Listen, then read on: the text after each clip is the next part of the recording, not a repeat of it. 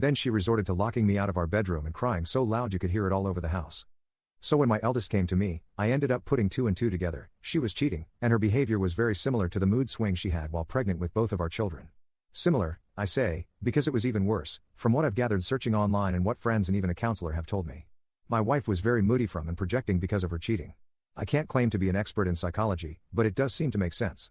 I wanted it to all be a misunderstanding, but I quickly ordered and set up a few hidden cameras without anyone knowing. I had them delivered to my work just so no one at home would see them. Then I set them up on a day my wife went out to have a girls' night with her friends. It was very easy to hook them up and connect them to the Wi-Fi. In just a few short hours, I could monitor every part of the house from my home PC, laptop, and work PC. At first, I worried I might have been going overboard. I thought if it turned out I was wrong, then I could remove the cameras and no one would ever know. But no, my worst fears were confirmed as I got plenty of evidence in just the first week. The man my wife has taken as an AP is a former colleague of hers. I remembered him quite well as they seemed close with my wife whenever I met him at various functions. My wife quit her job years ago to be a full-time mom after getting pregnant with our first. It was a mutual decision for us both at the time. My wife stayed connected with her former coworkers as they were her best friends. But not anymore. What I'm about to tell you has pretty much made her hated by everyone. Firstly, the AP is younger than my wife by about a decade. She mentored him at her former job to fill her position when she left, and the two of them stayed close, very close. My wife and I are both over 40, but you wouldn't know it from looking at her. She's positively stunning. She got mistaken for someone in their 20s quite a lot, and I think she used that to her advantage. I ended up confiding in my sister about what was going on and showed her the footage from the nanny cams. She told me she'd suspected for a while and said she'd seen my wife once at a local bar getting a bit too close with a man that wasn't me. But they never kissed or anything while she was watching, just lots of contact with the skin on the shoulders and back. And since she wasn't sure, she didn't tell me sooner. I ended up ordering a GPS tracker as well, and after I got it working, I hid it in the trunk of my wife's car. My sister and her husband agreed to help me and follow the tracker on my wife's next supposed night out with friends.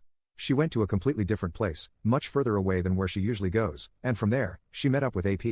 My sister and brother-in-law observed them for some time from their car and noticed AP kept rubbing her stomach while they were talking, and they recorded video of this too. When I saw the footage, I knew she had to be pregnant with his baby. Since she was so moody at home, my sister and Bill had to calm me down because I turned into a complete mess. I wanted to drink, but my sister very correctly told me that drinking was the worst thing I could do at the moment. Later, I decided to take a leave from work but told my wife I was actually going to be on a business trip. She couldn't have been more excited about it and didn't try very hard to hide her glee that I'd be leaving for a while. Who is this woman? She's certainly not the one I married almost 20 years ago, right? Did someone who looks exactly like her just take her place one day?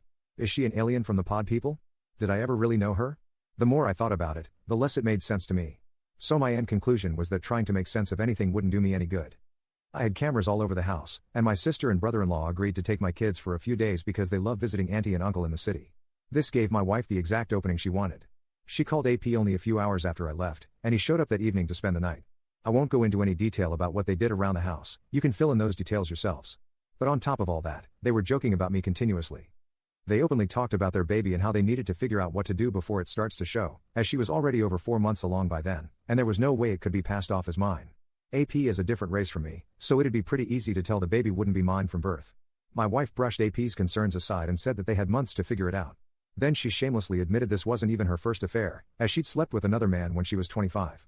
She told AP she was sick of having to act like a good housewife and was tired of being around a boring man like myself that made her feel old. And if it wasn't for me being so financially stable she'd have left me long ago. Even her AP asked her about what her plan is with our kids. Her exact words were he can have them. She didn't even want to be around our kids anymore.